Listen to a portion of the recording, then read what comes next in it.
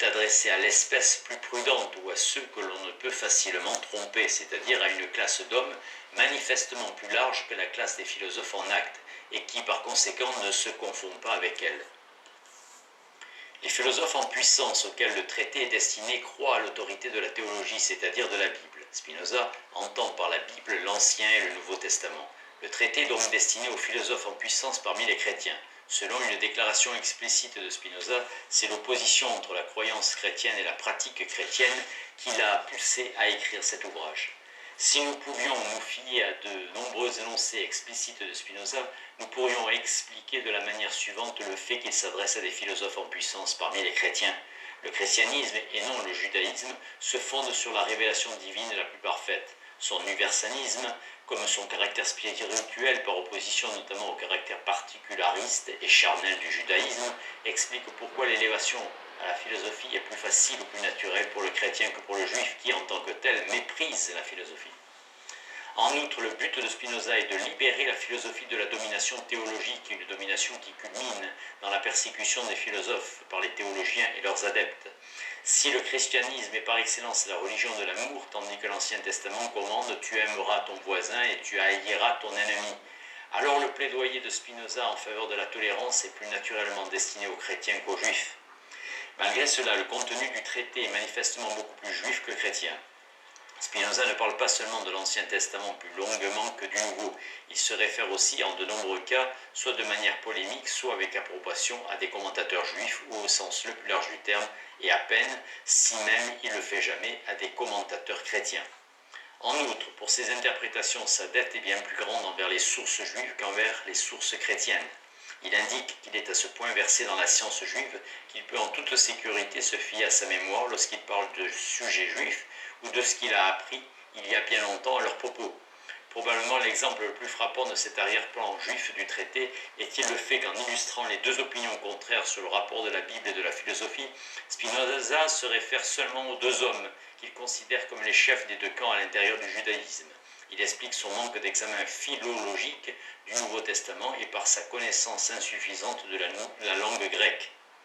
En généralisant cette remarque, nous pouvons expliquer la prépondérance de thèmes juifs dans le traité par le fait que Spinoza était beaucoup plus versé dans la tradition juive que dans la tradition chrétienne.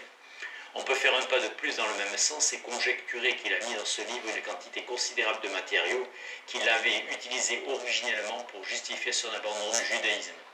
Certaines incongruités frappantes pour le lecteur du traité ne semblent pas pouvoir recevoir d'autres explications. Pour notre propos, il suffit de mentionner les deux exemples les plus remarquables. Spinoza dit que ce n'est pas l'intention principale du livre qui détermine le sujet du troisième chapitre, l'élection des Juifs, et l'on pourrait penser que cette affirmation vaut aussi bien pour les chapitres 4 et 5 qui culminent dans la critique de la loi sacrée juive. Les chapitres 3, 4 et 5 sembleraient aussi des survivances d'un ouvrage destiné primitivement aux Juifs. Par ailleurs, le traité se fonde entièrement sur le principe selon lequel la véritable signification de n'importe quel passage de la Bible doit être exclusivement établie à partir de la Bible, et en aucun cas en considération de la vérité philosophique ou scientifique. Mais en discutant des miracles, Spinoza affirme en contradiction frappante avec ce principe que l'enseignement de la Bible s'accorde pleinement avec l'enseignement philosophique, et qu'il faut rejeter comme une addition sacrilège à l'écriture sainte tout passage de la Bible qui contredit l'enseignement philosophique. Cette méthode, pour résoudre le conflit entre la philosophie et la Bible, le juif contemporain de Spinoza, Uriel da Costa, l'avait employée avec une particulière énergie. Il semblerait que l'usage occasionnel de cette méthode par Spinoza soit une autre survivance de ses réflexions de jeunesse, qui étaient pour ainsi dire intra-judaïques. L'affirmation sur laquelle Spinoza a incorporé à son traité des parties de son plaidoyer de jeunesse pour son abandon du judaïsme est tout au plus une hypothèse plausible.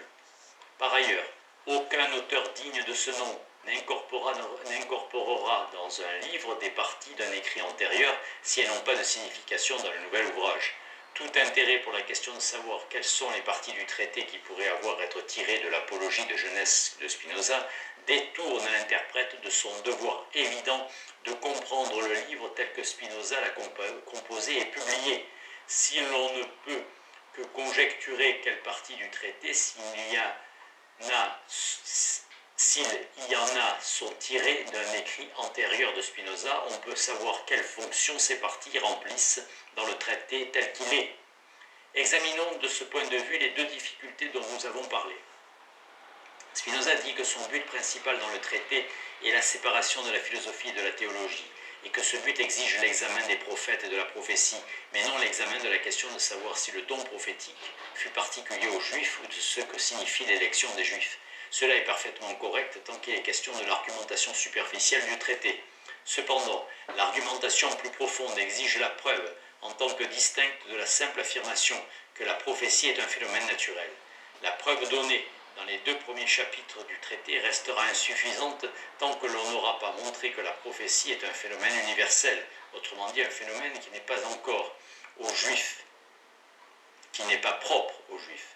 Cela à son tour ne peut être démontré sans un examen préalable de la question de savoir s'il peut y avoir des phénomènes propres à une seule nation, ou sans un examen des privilèges en vertu desquels une nation en tant que nation peut être élue. Ce n'est donc pas seulement le troisième chapitre, mais aussi bien le quatrième et le cinquième qui sont indispensables pour l'argumentation du traité pleinement comprise. La plus grande partie de l'ouvrage est en fait consacrée plus directement à une recherche sur l'Ancien plutôt que sur le Nouveau Testament. Dans son examen de l'Ancien Testament ou du judaïsme en général, Spinoza très naturellement suit un ordre des matières traditionnelles chez les Juifs. Selon la tradition en question, qui remonte en analyse au kalam islamique, ce que nous pouvons appeler théologie se divise en deux parties. La doctrine de l'unité de Dieu et la doctrine de la justice de Dieu. La doctrine de la justice divine traite spécialement de la prophétie, de la loi et de la providence. Cet ordre est nécessaire parce que la providence ou la récompense et le châtiment divin présupposent l'existence d'une loi divine et parce que la loi divine, à son tour, présuppose la révélation divine ou la prophétie. C'est cet ordre qui sous-tend le plan des 6 premiers chapitres du traité, comme on le voit tout de suite si l'on examine le lien que Spinoza indique clairement entre les miracles et la providence. Pour la liaison entre les miracles et la providence, Spinoza pouvait être familier de l'ordre qu'il a adopté pour les 3 sujets cardinaux, en partie à cause des plans de la discussion qu'en fait Maïmonide et en partie par des énoncés explicites de cette autorité. À la lumière de la tradition en question, la partie théologique, par excellence du traité, se révèle être consacrée à la justice divine, à la différence de l'unité divine. Cette inférence est justifiée par une comparaison des chapitres 1 et 6 du traité avec l'appendice du livre 1 de l'éthique. Il serait exagéré, mais pas entièrement trompeur, de se risquer à dire que le sujet du traité dans son ensemble est la justice divine et la justice humaine. Il est pareillement possible de comprendre à partir du contexte du traité pourquoi Spinoza néglige dans son examen des miracles le principe de son herméneutique biblique. Pour des raisons que nous exposerons plus tard, Spinoza essaie de présenter ses opinions sur les problèmes théologiques avec beaucoup de réserve. Il y a cependant un point fondamental à propos duquel il refuse rigoureusement de faire la moindre concession non ambiguë, et ce point concerne justement la possibilité des miracles en tant que phénomène surnaturel.